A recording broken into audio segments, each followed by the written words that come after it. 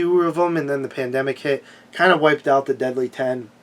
It was a cool concept, I will give them that, but it didn't really work out, but it's not really their fault either. But Blade Iron Cross, not really that good, but I figured I would pick it up because I own all the other Puppet Masters. Lurking Fear, this one is pretty good. 1994, one of the better full moon films of the era. Another Scream Factory one here I picked up. Brain Scan, also 1994. This was really fun. First time watch for me, and I really, really liked it. It was a lot of fun, way funner than I had expected. Dealing with video games and stuff like that, virtual reality stuff, pretty cool.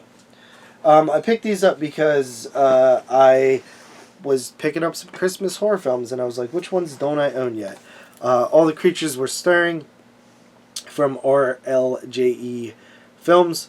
This was Rebecca McKendry's film from Fangoria and a couple of podcasts like Shockwaves. I think it's now defunct, but they named it something else. It's an anthology film. It was okay. Nothing super special, but, you know, good effort. The House That Dripped Blood from Synapse. I've actually never seen this. I hear there's not a ton of blood in it, but yeah, because it's funny because it's called The House That Dripped Blood. But yeah, it's set on Christmas, I believe. Black Christmas. This was only like $10, so I did pick it up. This was such a horrible watch in the theater. This was like right at the end of the year. I was so excited for it. It was Blumhouse. I was down. I couldn't wait. And it was just atrocious. It was so bad.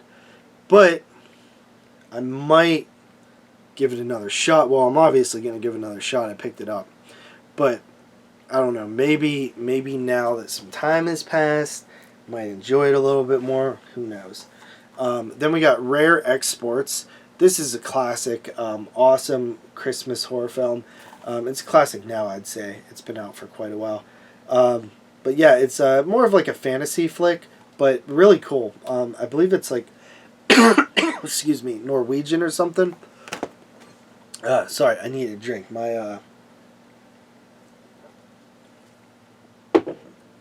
throat's getting a little dry. I've been talking a lot. All right, continuing on. We got 6:45.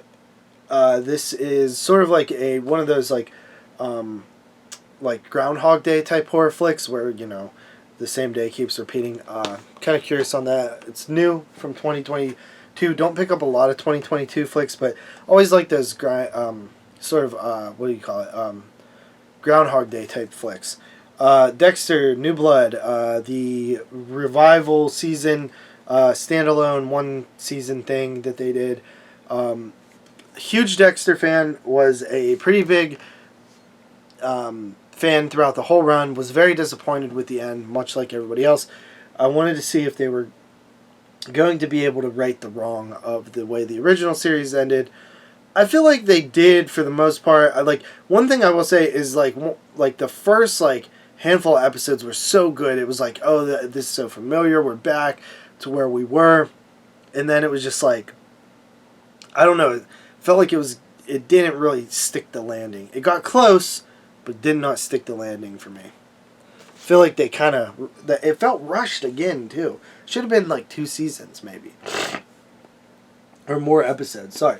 Monster from Green Hell. I didn't really care for this one too much.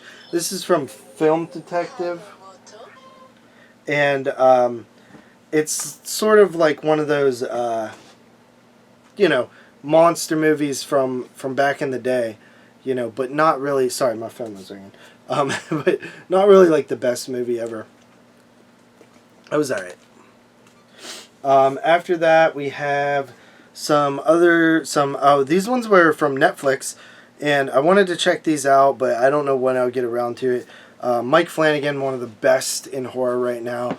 We have The Haunting of Hill House, which was his first series, and then we have The Haunting of Bly Manor, which is the newest one. So, cool little double pack there. Definitely interesting. Netflix doesn't release a lot of their content, which sucks, but when they do, I'm glad they do. So I did pick that up. This one I think I grabbed from Dollar Tree as well.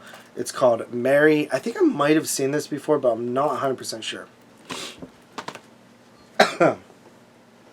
Couple 88 Films ones here. We got Monkey Kung Fu. I got this as a screener, did a review of it. Not super well versed in Hong Kong flicks, but I really enjoyed these. They were a lot of fun. Shaw Brothers classics there. And then we got the Shaolin Mantis, which was also really fun. And yeah, this one, honestly, I liked them both a lot. I think I might have liked Monkey Kung Fu a little better. Or no, I think I like Shaolin Mantis better. But they're both really solid. But since those were fun, I decided to go ahead and pick up the Flag of Iron, which was really cheap on Amazon one day. And I was like, oh, let me grab this, another martial arts flick that I didn't have. So I grabbed that. A couple of other Scream Factories I grabbed from a sale. Full Moon High, I believe these are going out. A couple of these are going out of print. 1981 looks ridiculous. I don't know about that one. Bones. Good old Snoop Dogg and Bones. I remember seeing this as a kid. I haven't seen it since, so curious to revisit that one. Attack of the Puppet People, more classic horror, 1958. Enjoying the 50s era of stuff. After that, The Vampire and the Ballerina. I hope I don't know beyond that. I don't think I do. Which is a 1962 flick. Then we have Session 9. This one was actually really fun. I watched this for the first time for the summer series a couple of years ago, and I really enjoyed it. I thought it was super creepy and good. So, very happy to own that one. And then we have Terror in the Owls, which is sort of like a documentary thing. I've actually never seen this, but everybody says how like awesome it was back in the day. So, I will eventually check that out. A screener that I got from Arrow here, we got Deadly Games. I didn't really care for this movie like the first 2 times I watched it. Then I watched the special features on here and the commentary, and I was like, man, this movie's better than I thought. Like, it sort of has this, actually, like, homosexual undertones that I didn't ever pick up on. And then they also related it to a slasher from the 90s that I didn't really I didn't really notice either, and that really made me appreciate this movie a little bit more. It's kind of a little bit boring, but I think it's better than I thought it was. And I think if you like listen to those commentaries and special features, kind of makes you appreciate the movie a little bit more. Okay, so after that, sorry, my stuff is falling here. We got Alligator 2, the next mutation, or the Mutation. I love this poster art, by the way.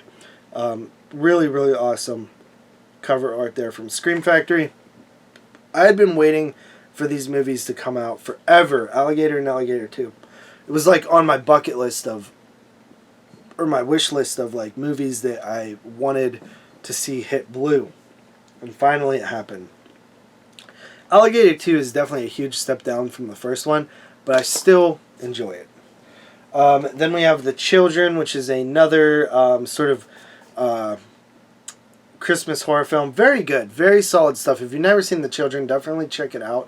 I know that Ghost House, which was like Sam Raimi's thing, released the Blu-ray, and I thought that's what I got. I thought it was going to be like Ghost House Presents one, but it's just like the standard one. Then I realized this is the Canadian release, not the US release, so that's why it doesn't have the Ghost House branding. So, I mean, not a huge deal. I just thought it was interesting.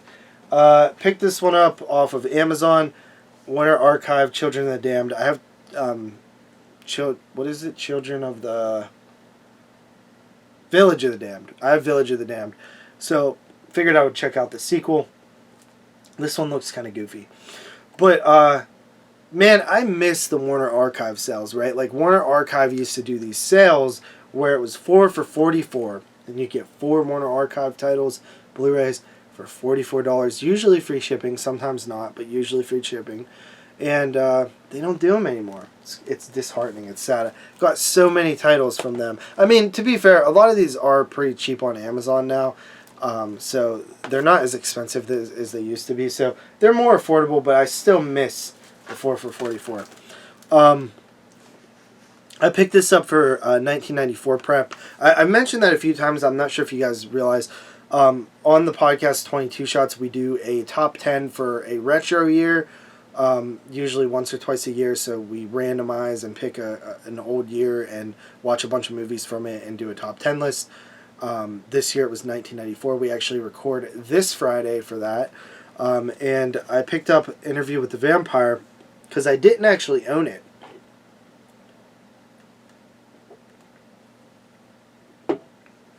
Which is crazy because it's, kind of a classic.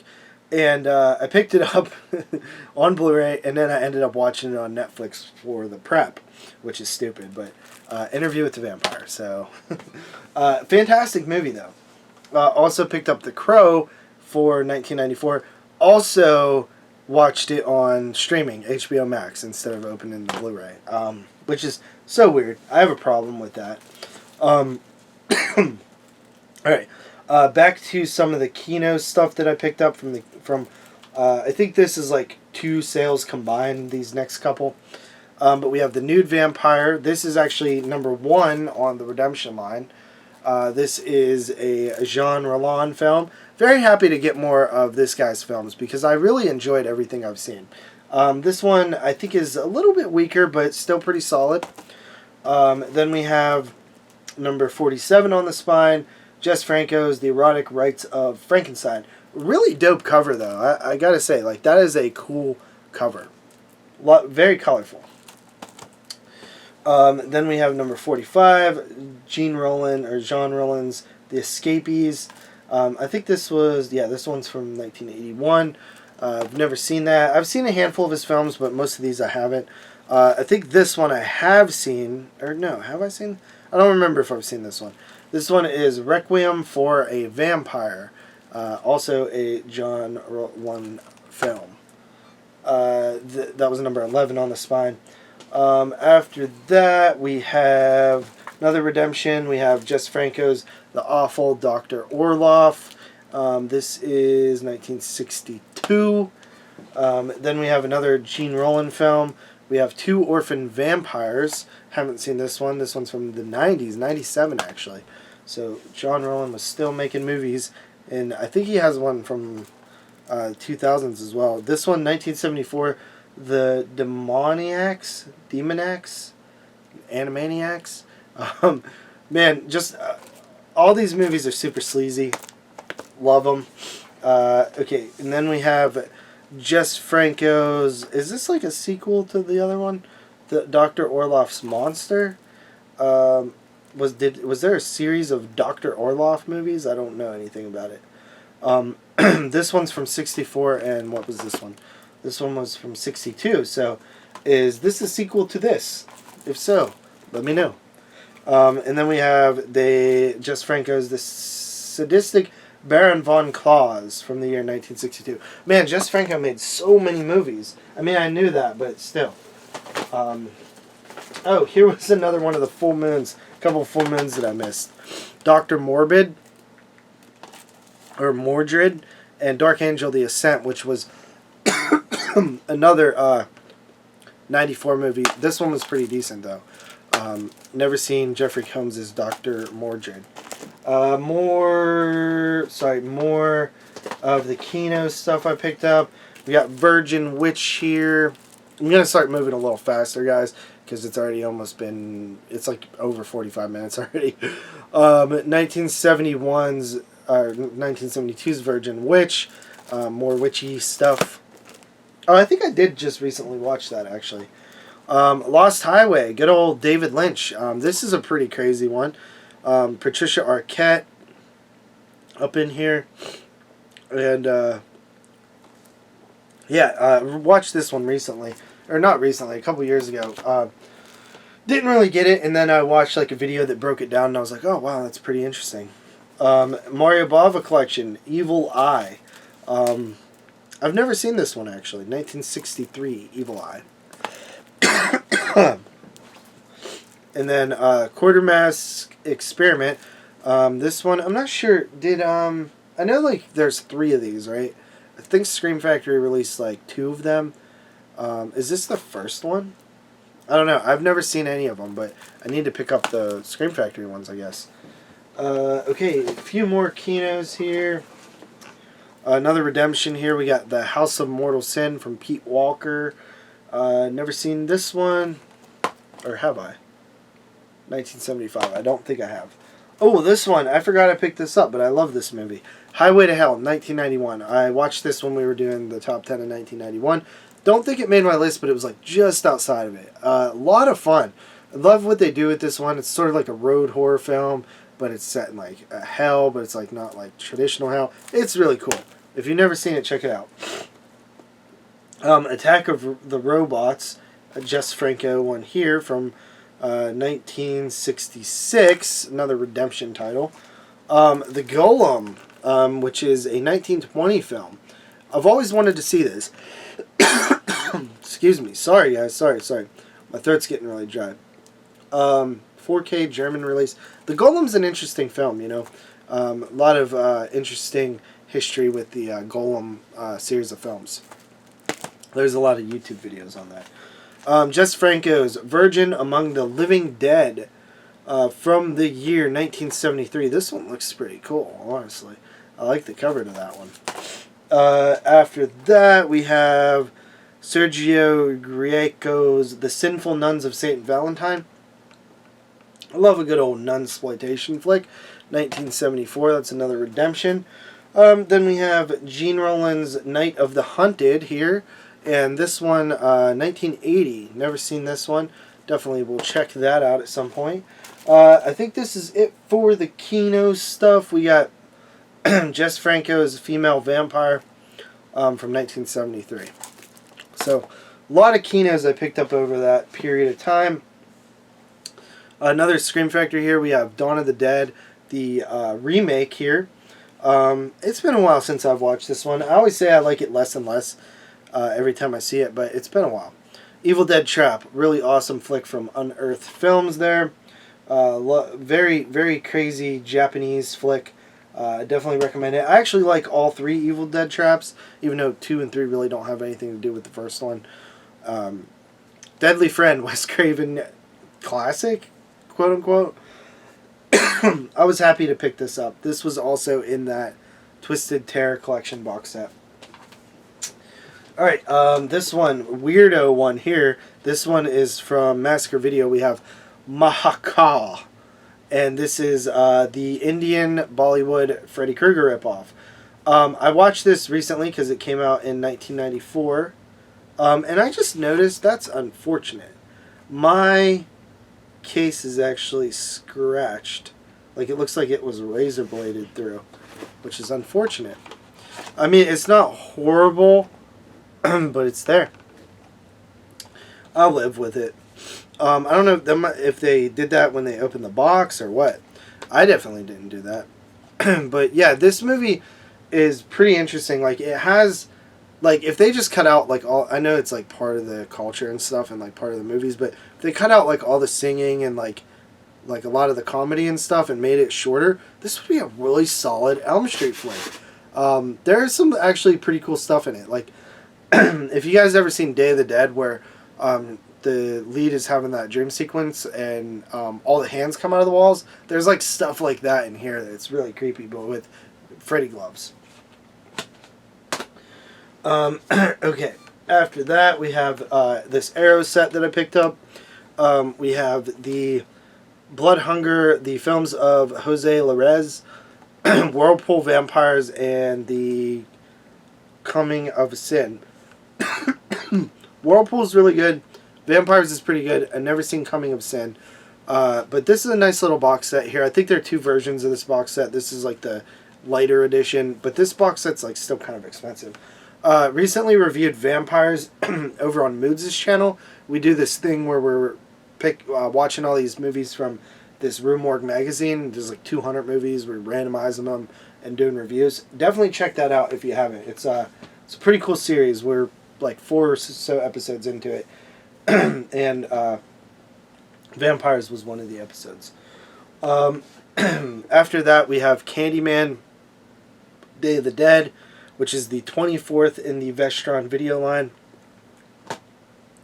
Which, honestly, this movie, Candyman, Day of the Dead, definitely the worst Candyman, but I'm actually curious to revisit it because I used to not really like Farewell to the Flesh that much, and then I revisited it, and I was like, man, I actually really like that flick. So maybe I'll feel the same about Candyman Day of the Dead. And then the weirdest of the Vestron releases, we have Corey Haim and Corey Feldman's Dream a Little Dream. I've actually never seen this, so kind of curious on it. I'm like dying here, sorry. Okay, after that, let's get into the Vin Sin stuff that I got. Okay, so this Vin Sin, all these Vinegar Syndrome titles, I actually ordered like a package and then like their February pre-order and then like something else, and they actually lost my package. It was like $200 and some worth of stuff. Never showed up. They ended up replacing it. Don't remember what all was in it, but it was like a monthly pre-order and then like a bunch of other stuff. So very happy that I got it replaced. A partner label titled Tragedy Girls here. I absolutely love this cover, by the way. It is so awesome. And I love this movie. I don't think it made my top 10, but in hindsight, it probably would have made my top 10 whatever year it came out. Because that movie is stuck with me. I've only seen it once, but I always think about it. Another one of the partner labels titles, we have WNUF Halloween Special. Amazing. So amazing. They're making a sequel. This is like one of the coolest things I've ever seen. Another partner labels thing here, we got Savage Harvest. This is a shot-on-video 1994 flick. Then we have a Drop Dead Fred, which I've never seen. This movie seems kind of nuts. I think Severn was supposed to release this at one point, but there must have been a mix-up with that because Vinegar Syndrome ended up releasing it. Then we have Reform Schoolgirls. Looks kind of crazy. Never seen it. Then we have a double feature here, Hard Rock Zombies and Slaughterhouse Rock. I don't love how Vinegar Syndrome... I love everything Vinegar Syndrome does, but I'm not like crazy about these double like slipcover things with like one side is one movie and the other side is the other movie. I don't really like that. I'm not sure why. I really don't. I don't know. Then we have a VSA title, which I honestly didn't even know about these things until like they were into like, you know, release like 18 or something. So I missed a ton of them. But this is Talons of the Eagle. They're pretty fun movies, and I like the like way the slipcovers, like slip boxes are and stuff like that. Beware Children at Play. This is a trauma flick, I believe. Pretty fun movie. I haven't seen this in a long time. Very happy to revisit that one.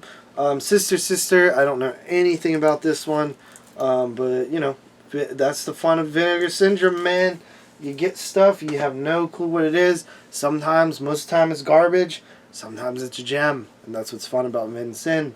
Wolfpack. Another VSA title. This one looks kind of cool, not going to lie. Read the synopsis, sounds kind of interesting. Okay. We have Creature.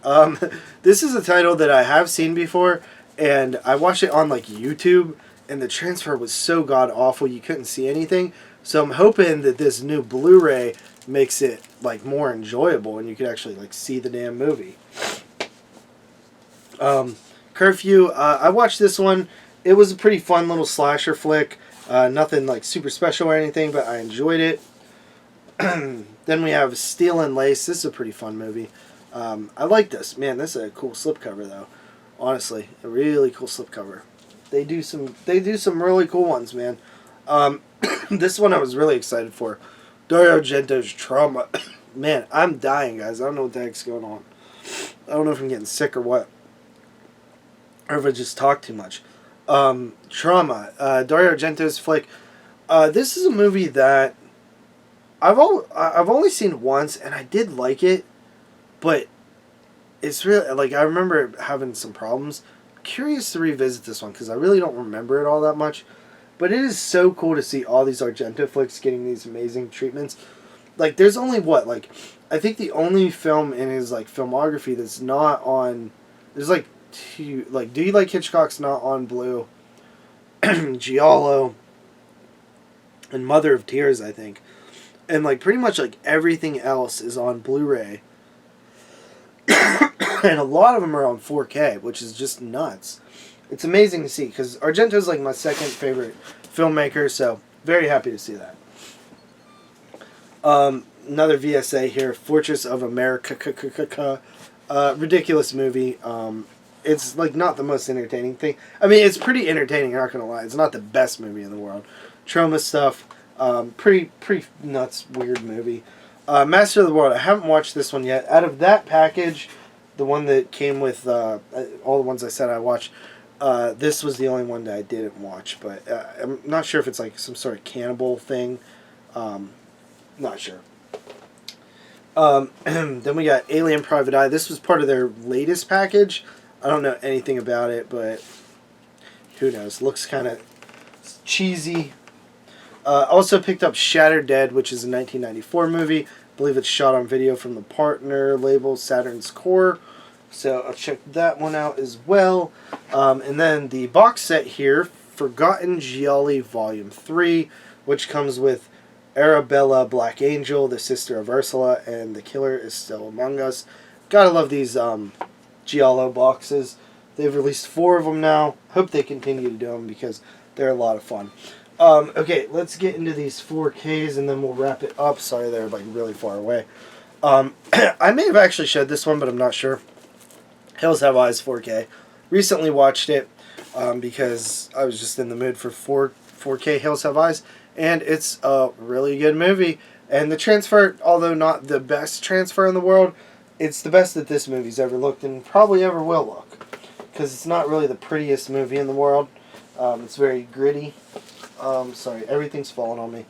Okay, we have Phenomena from Synapse Films. And yeah, this is a very nice edition. It looks like the Arrow edition. I know they sort of worked on it together or something. But yeah, we got Phenomena here. Pretty cool. I've always, definitely in my top 5 favorite Argento films. The Thing 4K. I actually watched, yeah, did I watch this? Yeah, I popped this in the other night. Amazing. Love The Thing. Good transfer. Just all great stuff. Misery 4K from Kino. Forgot that I picked this up, but yeah, Misery, classic. Got Maniac Cop here, Maniac Cop 2, which is the Blue Underground release. Blue Underground probably does the best transfers. But yeah, I picked up Maniac Cop 3 in my last update and was just waiting on Maniac Cop 2 in the mail.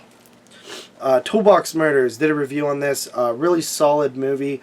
I liked it more than I remembered that I liked it. But yeah, really cool flick from the 70s. Alright, let's grab some more of these. Kind of all over the place. We got Vinegar Syndrome's Flesh for Frankenstein. I've never seen it, but it comes with like the 2 versions, one of the 3Ds here, so that's pretty cool. We got Scream Factory's The Howling. Not the biggest fan of The Howling, but I decided to pick it up anyway. Who Framed Roger Rabbit? I've never seen it, but it was $10, so I picked it up. And it's like a classic. It's like known as a classic, so I figured I would check it out. Then we got Dead Heat here. I did watch this. Dead Heat is a weird movie because it was like one of the last movies I had on my list of movies I saw as a kid but didn't know the titles to. And eventually I figured out, oh, that movie that I kept remembering the part in like the deli or whatever. And that's the only thing I could remember from the movie. And for years I wondered what it was. Finally found out it was Dead Heat. And then I revisited it for the first time since I was probably a kid. And it was really cool to revisit it. Very silly movie, but very cool too. Okay, just a few more. Krampus, the Naughty Cut, which I hear is just like a couple extra scenes of like nothing really important, like no gore or anything, like more character development stuff. But yeah, pretty cool. 4K, Scream Factory, Naughty Cut. Inglourious Bastards. I wish they would just release all of Tarantino's flicks on 4K. It's kind of a crime that they're not all on 4K. I mean, we're talking about one of the best filmmakers of our generation, and all his films aren't on 4K. What's the deal? That's weird. But yeah, amazing flick. I've only seen it once. I plan on doing like a big Tarantino rewatch, watch all of his stuff over again one day, but not yet. After that, we have Ebola Syndrome, the 4K from Vinegar Syndrome. Insane movie. Very happy to see that on 4K. Schizoid and X-Ray, which is sort of a weird 4K double feature. Again, with this like back-to-back cover thing. Not a huge fan, but X-Ray I really like. Schizoid, not as big of a fan of. This, I couldn't believe this was on 4K. Madman, go ahead, Vinegar Syndrome with Madman. One of their early releases, I remember, like, that's when I kind of first known about them, was when they released Madman. It was like Madman and the Christmas one, what was it? Better Watch Out. That's when I sort of first learned about them. Probably one of my favorite titles of the year to come to 4K, and that is Alligator. This cover is awful, but at least it has the classic cover from the VHS and theatrical poster, which is one of my favorite covers ever. So at least it has that. I seriously, I thought this was a joke. I could not believe they came up with this cover for... I mean, it looks awful. Like, I have no clue what they were thinking. I don't even know if people, like... Were people mad about it? Like, I don't even know. But, yeah. So happy that it's on Blu-ray, or 4K, even with... Or Blu-ray in general, but even with that crappy cover. The Addams Family 4K. This was like $10, so I picked it up. I'm not, like, the biggest Addams Family fan, but I do like them. Just a couple more. We are almost done, and I cannot wait because I'm having trouble with my sinuses. Okay, just like 5 more. This one, I forgot to cancel this on my Disney Movie Club thing, but it ended up just being the last title I needed to buy anyway, so whatever. I don't care. Encanto, which is, I guess, one of the newer movies on 4K, so I guess I got that. Okay, and then we have the 2 newest 4Ks from Vinegar Syndrome. We have Flesh Eater, which I'm really excited to check out. I've never seen this flick. Can't believe that it's on 4K. What a cool release there. And I'm kind of getting buried by titles here. But I have nowhere to stick this stuff. Death Wish 2 on 4K. I mean, you gotta love Death Wish. Death Wish 2 is awesome. Charlie Bronson. I probably like Death Wish 2 more than Death Wish 1. 4K of American Werewolf in London. Good old Arrow Video. This film has grown on me a lot over the years. I saw it in the theater a few years ago and really, really loved it. So, yeah, American Werewolf in London. And finally, we got a box set here. This was kind of cheap, so I picked it up. The Resident Evil box set, which has the original films in it. I recently saw, well, not recently, but when it came out, the Welcome to Raccoon City Resident Evil film, and everybody, like, you know, was saying, oh, it's going to be more like the video games, which I love the video games. My favorite game of all time is probably the original Resident Evil. So I was like, you know what, like, let's go into this. I'm pretty excited. I ended up not really caring for it, but it made me want to revisit these films, the original series. So I did. I picked this up on 4K. Pretty cool that they're all on 4K. I watched the first 3. I actually really like the first 2. Third one's okay, and I haven't